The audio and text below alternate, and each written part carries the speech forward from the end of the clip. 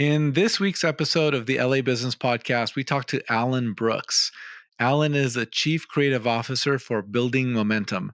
And in our conversation, we talk about rapid problem solving and how building momentum helps the military and companies in the private sector work with the tools available to them to build fast. We talk about rapid problem solving, getting rid of your fear of failing, and taking the first step in developing great products and services and really using what you have at your disposal to make things happen for your business. The same ideas and thinking that apply to the military also applies to private sector. Let's jump into this week's episode. Welcome to the LA Business Podcast, your destination to hear stories of how businesses grow and scale.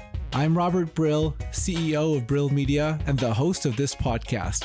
Now, let's jump right into this week's interview. Hey everyone, welcome to another episode of the LA Business Podcast. Today our guest is Alan Brooks, Chief Creative Officer of Building Momentum, an organization teaching problem solving through science, engineering, and technology development.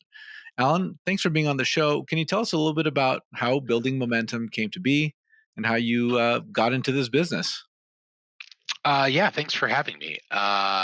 So Building Momentum was founded about 3 or 4 years ago. So it's 2016, 2015, by Brad Halsey and Brad Halsey. Yeah, I gotta get my words out of my mouth better. Brad Halsey and Albert Vega, who are the co-founders, CEO and CTO, respectively. Um, at the time, we were founded as an organization based around the idea of doing creative problem solving to active duty service members in the Marine Corps. And we would go all over the country out of the back of a converted NASCAR trailer, teaching 3D printing and laser cutting and welding and robotics and electronics and all these cool pieces of tech. And the idea was, let's teach people how to um, utilize tools of the future to solve today's problems in a really rapid, iterative way. And so that work happened for a couple of years. I joined about a year after they founded the company, and my task was basically to build the opportunities for that kind of instruction and work outside the DoD and outside the military work that we had been doing, and become integrative across all of our kind of columns of possible work. And so we've been doing that for now, like I said, about 4 years. And we do now our students include not just the DoD, not just Marines, but students at the K-12 grade bands, um, underemployed or unemployed community members. Corporate teams will come in for team building around the same ideals. But again, at the end of the day, it's all about teaching people how to be creative problem solvers, no matter what the tool is that they're using. Can you give us an example of what this creative problem solving would look like? Sure. So all of our the kind of core of our training started with something called Innovation Boot Camp, where we took 5 days with a crew of Marines, and in those 5 days, we would solve a real problem that they were facing on base. So we would take, um, we've helped people figure out how to get surveillance systems installed on weapons caches that are a kilometer away. We've figured out how to create drones basically from scrap parts in the middle of the desert. And we center these problems around what is your biggest problem? And then we understand the problem set and problem identification, and then we utilize whatever tools are appropriate to solve that problem. But the students are the ones who actually do the work and do the learning to figure out how to solve it, and then they execute the actual solution by the end of the week. So does the term do you talk about MacGyver a lot? I mean, it sounds like you're We, teaching the MacGyver school of problem solving. Yeah, I mean, we've glanced off the term before quite a bit, and we don't hate it because I loved some MacGyver in the '80s.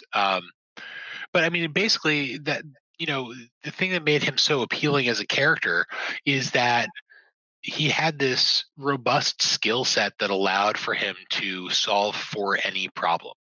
right?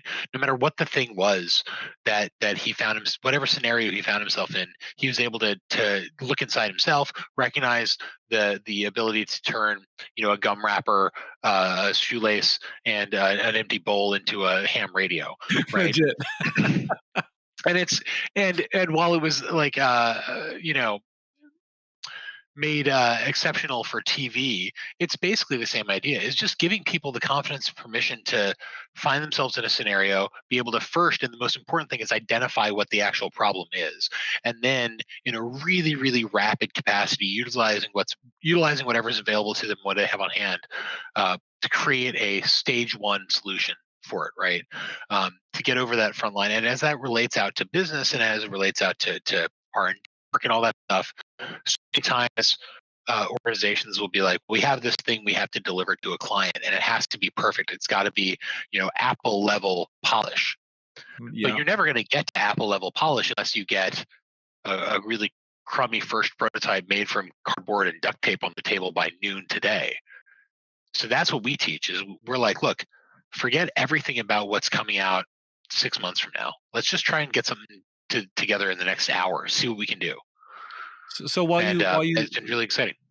Alan, while you started with the military, you're really looking at. I mean, there's application here for business, for iterative product development, for mindset. How do you work with businesses in the private sector? So in a couple of different ways. So we have a full and really robust R&D department. So if you're a business that has an idea and you don't have the capacity internally to develop that idea, we can help with that. We can do a lot of stage one prototyping across industry. What's really cool is that um, our team's perspectives come from a whole lot of different places. We have people with a lot of people with theater backgrounds like myself. We have people with um, no never finished university who are in pretty important roles here. We have people who are former photography instructors and PhD electrical engineers and mechanical engineers, right? So, and the challenge I would give anyone walking in the door is to figure out who's who, um, because what we care about are people who can listen to clients and say, "Oh, I get what you're asking for. You say that you want X, but have you ever considered that the pathway to X is through Y, Z, and Q, right?" And we want people who can then say, not only can I design, build, and execute this prototype, I can work with you as a human being. So that's really important, and we do that work with organizations.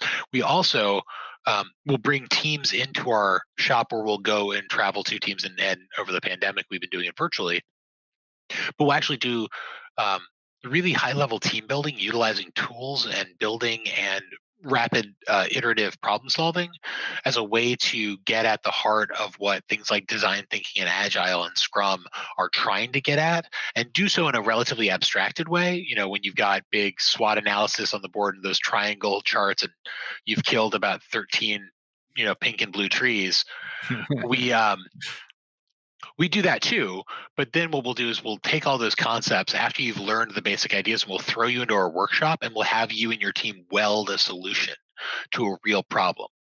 Maybe it's who can build something that can hold the most water, or who can um, who can build an antenna for this device, who can do this, who can solve this problem, what team can do that, utilizing the things you just learned in design thinking, and to the point of embodying that understanding, right? And embodying that learning. If you look around my office, there's a lot of video game stuff here. I really love video games. Um, but when I talk about playing games with people, I don't say like, oh, Link in The Legend of Zelda climbed to the top of this mountain and then he jumped off and paraglided into Hyrule Field and then he fought a bunch of guardians.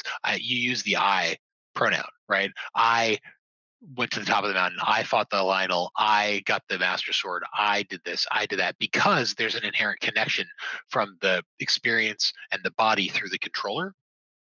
And we do the same thing with things like design thinking, agile, and Scrum, right? There's an inherent connection between the learning and the body. When we put you in our workshop, we put a welding torch in your hand and we ask you to MIG something together in 45 minutes.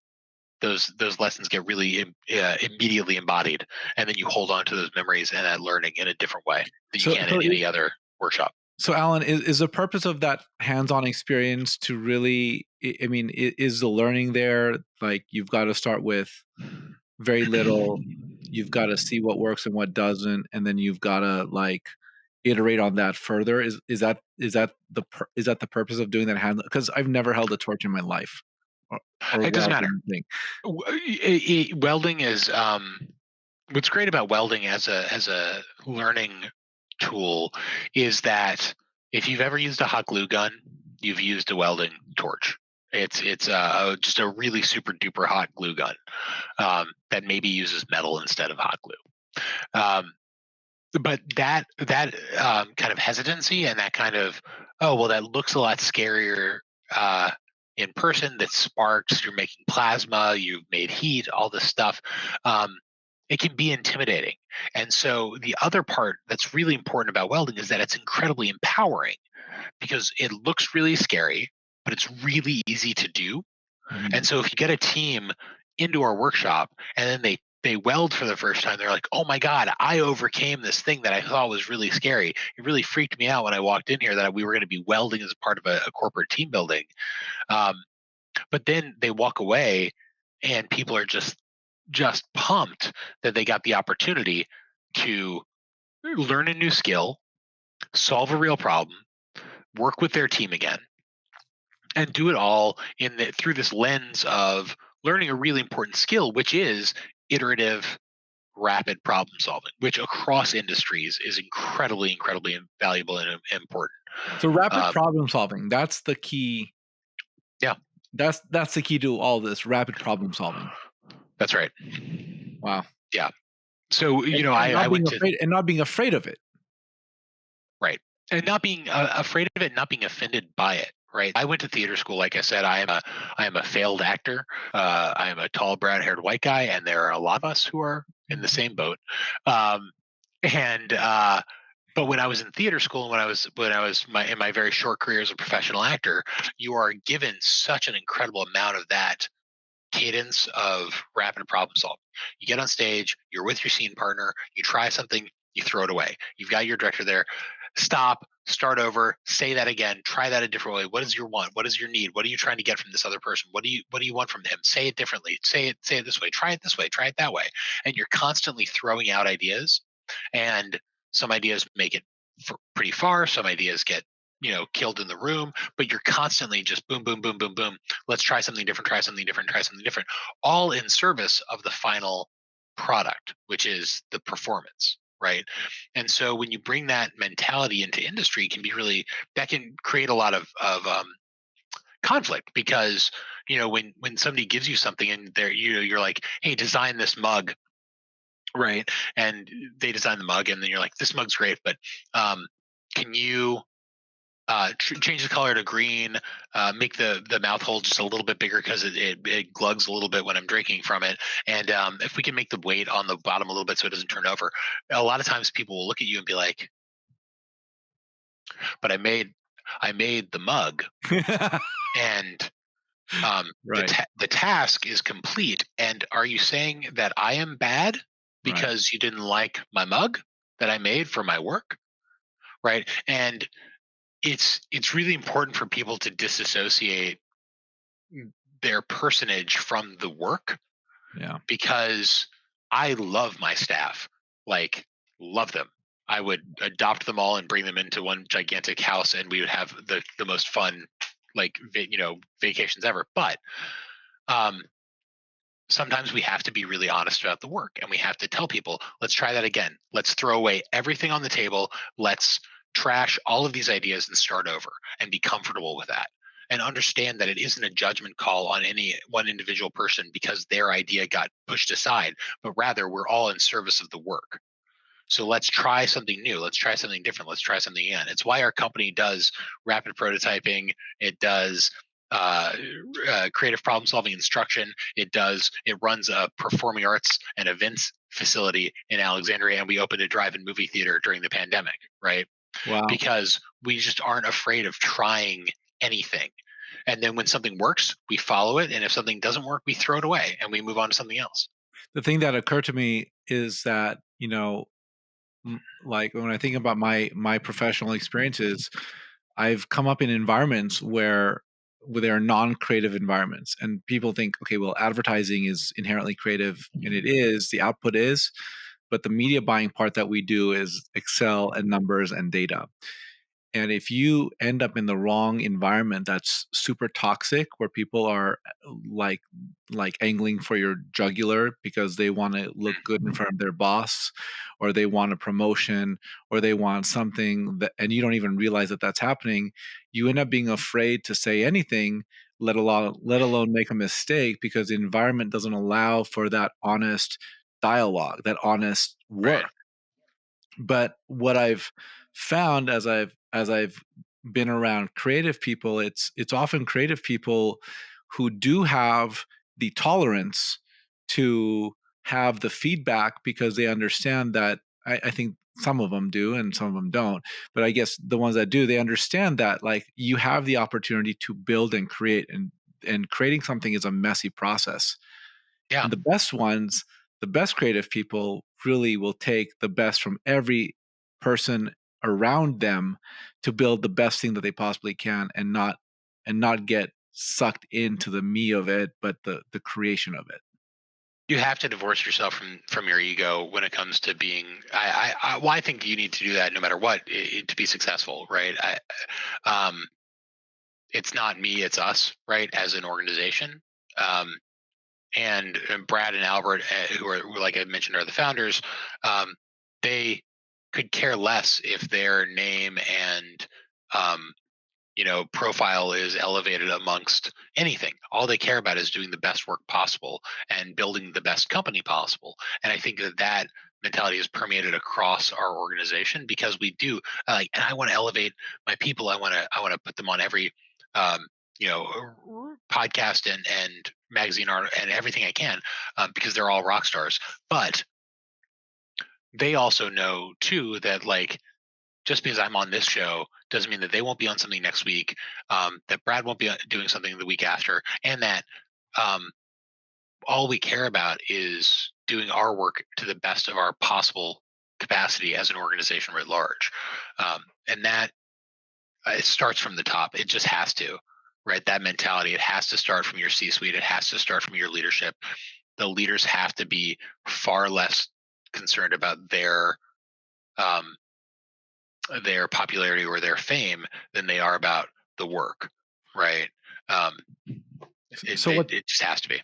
so Alan, what's interesting, I'm looking at your LinkedIn profile. I see for from January 2019 to December 2020, you were the chief operating officer, and Yeah. now you're the chief creative officer. What I think is interesting is operations is such a different type of role than creative, and I'm very curious. Like, what is your role? There's so much importance to the work that you're doing, but I use the word but like it's titled in a way that makes it sound very different than I think what you actually do. And I think the creativity is such an important role there. Tell us a little bit about, like, day to day, what are the types of things you're working on? Like, what do you do? Well, so, so when the company started, it was just Brad and Albert. I was employee number 5, I think. They had a couple of folks that joined the company, one of whom is now the chief creative or chief operating officer. Um, so they started the company. It was just Brad and Albert. I came in with considerably more experience than anybody else in the organization, than hires 3 and 4. I just been working for a long time, and then we started to grow in a way that required some structure that we didn't have because we were a full on startup, and then we were growing into a proper small business. And so during that transition, Albert became the CTO because his background is he's basically a technical wizard and can make anything out of anything. And then Brad, who is the CEO, um, became or was the founder and president. He became the CEO. We needed somebody to kind of put our hands around um, all that. And it looks like it looks like I'm alone here now. Wait, you're back. I'm back. Is my video frozen? I do not know what's happening right You are now. frozen, but I can Yeah, hear you I as long don't as I know. can. I'm gonna No problem. disconnect my video, but so I'm gonna elevate Okay. you, and I'm gonna play around with the back end. Okay, great. So I should just keep talking. Yeah, keep going because when I put Great. you on the screen, it's just you. Oh, great. Yeah. Um, so, um, so I stepped into the chief operating role because we needed it, and we really needed somebody to kind of focus in on the human aspects of the work and kind of the structural aspects of moving to a new space, doing build out, getting an HR team underneath us, kind of getting our feet under us internally, while Brad was looking externally and Albert was looking at our technical prowess. So I did that for about a year. Oh, I guess about 2 years. Um, and then we promoted Tom Sullivan to the chief operating role, and he took over that work while I was able to step into this creative work. And so, what I do now, as opposed to like the build out and the facilities and the operations of the organization, and I still kind of touch on that where appropriate because I have the lived experience of it. Um, Now uh, I oversee all of our communications, all of our marketing, all of our storytelling, basically writ large. So how we represent ourselves publicly, and then I do a lot of work on how we represent ourselves internally and how we talk to one another and how we represent the work to one another and do this kind of work about creative criticism internally. We're starting to get back to work in person again, which is very exciting. So we're going to be able to start doing some of our professional development work internally as well. So we're going to be doing like storytelling at workshops and improvisation and bring some of these kind of creative ways of thinking and doing work into the organization. So I'll oversee that stuff as well. But So it's very much that like storytelling arm of the work that has to be done. so tell us a little bit about your marketing. What like I imagine referrals are the primary way that people find your business, yes? Yeah, they traditionally have been.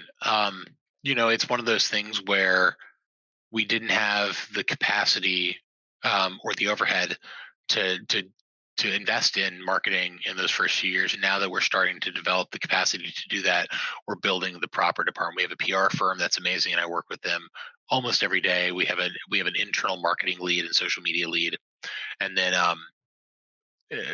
we're starting to get out onto more platforms and to elevate our stories kind of across different um, opportunities. So podcasts like this, um, we're featured in Inc. magazine this month. We were one of Fast Company's um, uh, most innovative ideas of 2021. I think is the term. I should know that better than I am. But working Nice, with congrats.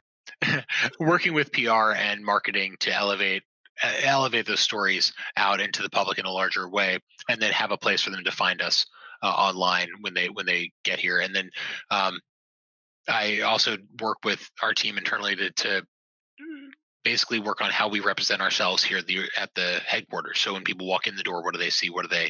How do they engage? How do they work with us through the process, right? So there's a lot. It's a little biz dev. It's a little marketing. It's a little storytelling. It's a little crazy idea. So a lot of the other part of my work is, um, hey, should we open a drive-in movie theater?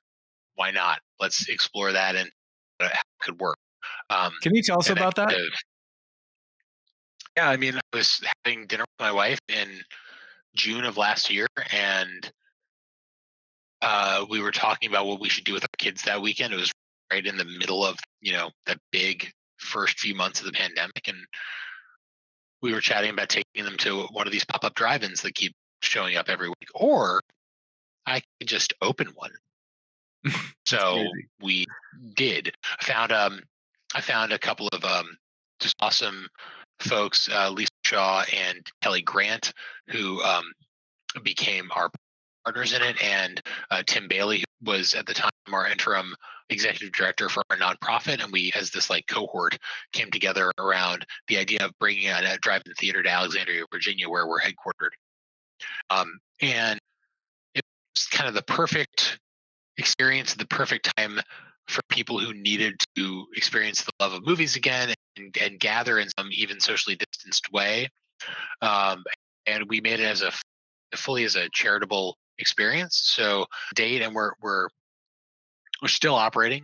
You can go to alexandriadrivein.com if you're on the East Coast. Um, but we to date have made over 100, I think, between 50 and $1,000 that we've donated to a total of 6 charities, different in varying amounts, um, over the last year.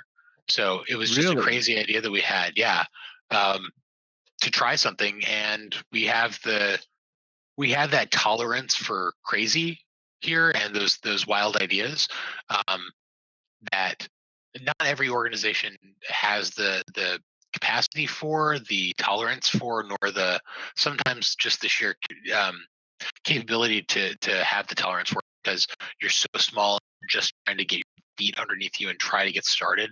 But once we did that, we're like, well, what's in the realm of the possible? Um, and whenever somebody has a good idea, whether that's from one of our staff members, family, or friends, we'll pursue it until it doesn't make sense to anymore. And we don't care if Uh, we're in the industry of it or not. that's nuts. Well, congratulations. You're doing some good. I mean, you're doing good stuff for the world in addition to like the professional work that you're doing. Oh, thanks. When you Yeah. yeah, I mean, when you're looking at the some of the trends that you're seeing um, with the private sector, is there anything that you can share with us about development, product development, iteration, any of the like sort of trends and learnings that you might see over the course of a number of clients that maybe you can talk about here? Yeah, I mean, the work that we do when it comes to either doing prototype development or product dev is really focused on not just listening to what the client wants when they walk in the door and they think they not that they think they know what they want, because that's dismissive and I don't want to be that way, um, Right. but listening to, um, a client comes in and is like, I want to build a bowl, the bowl of the future, right? Right. Um, and I mean, paper bowl, not bowl. I Um, get it. and so, so I was telling that I was using that reference earlier, and somebody was like, it's a whole new world with that industry. So I was like, all right. So company comes in and they say we want to develop a new bowl for the future, and we'll work with them and we'll give them an awesome prototype bowl. But what we really like to do is dive into the why of what they're trying to accomplish, right? Is it because you want to make a lot of money selling bowls really cheaply? So maybe we need to dive into the material science of it all. Maybe you want to make bowls that are going to be compostable, and they are no matter where you put it down, they're dissolved within a week and have done no environmental impact. Um, Whatever the reason is, and maybe it's not because you want to do a bowl. Maybe it's actually that you're trying to do food equity, right? Maybe it's about serving an underserved community and solving food swamps or food deserts. Well, let's dive in on that and really get at the heart of what the goal of your product development is, so that we can really see if not only is it the right move to make the thing you think you need, but also, frankly, are we the right people to work with? And if we're not, we'll find the right people. And that's something that I think also sets us apart, because a lot of times we'll be like, look, we're not who you want for this. Like, go. We have friends who are in manufacturing, friends who are in design. Go to them and hear their names. Here's their reference. Like, tell them we sent you. We love those guys. Use them. Um, because what we don't want to do is just be a product house that churns out 1,000 of somebody's you know, new snowball maker, right? We want to be the people who are like working with that designer before they even get to that stage. And we're like, why do you want to make new snowballs? What is it about your life that tells us that snowballs are the future? Shave We ice. shaved ice, right? The amount of technology that goes into shave ice is kind of remarkable. Uh, I We'll make think the my wife shaved ice machine of the future. yeah, I think when my wife and I retire, we're gonna open up a shave ice place somewhere in Hawaii. Oh, you just get a truck, man. Then you can see the whole islands. Just That's drive it right. all That over. makes a lot of sense. So good. Alan, how can You see, it's because you want to be. You see, that's the whole thing. That's the conversation you have. It's not that you want to have shaved ice place. It's that you want to go to Hawaii. So why do you want to be in Hawaii? Because you want to see Hawaii. So what? Maybe well, the truck is the right answer. we're kind of foodies though. Like we're definitely foodies. We like our sweets. We Yeah, like the, we've I mean we've and we're off on a tangent now, but we love going to tangent Hawaii, up. and every time we go there it's like, all right, we're scouting out the different like ways that shave ice places are doing it. Oh, And listen, man. If I could figure out how to make my comic book coffee shop happen, it would be. It's the dream. what's the comic tell us about the comic book coffee shop. Secret identity coffee. You put a door, but it's two buildings adjacent to one another, and you put a door between it. So if you want to get your comic books, you go to the comic book store. If you want to get your coffee, you go to the comic book store or the coffee shop. But there's a pass through, and you Oh, can take your coffee to browse comics. You can get your comics and then go grab a cup of coffee. It's a dream. sounds like the type of place you'd see at like Universal, like with the City Walk or one, Sure, themed places. I'll take universal money to make this Yeah, happen. of course. Of course. Alan, They have my number. how can people find you if they want to reach out? They can reach out to me directly at allen@buildmo.com, ALLEN at buildmo, BILDMO.com, or just go right to our website, buildmo.com, or search for us on Google, on social platforms. Um, we're on Facebook and Instagram, and search for Building Momentum US. Or you can, if you're local to DC, you're always welcome to come by our shop. It's called The Garden in Alexandria. We're not the beer garden in Alexandria. We're the garden. So, Very cool. Alan yeah. Brooks, Chief Creative Officer, Building Momentum. Thanks for being with us today. Robert, thanks so much for having me, man. I really enjoyed this. Thank you for listening to this episode of the LA Business Podcast. If you like what we're doing on this podcast, please consider subscribing on Apple or Google Play, leaving a 5-star review, and sharing with your friends.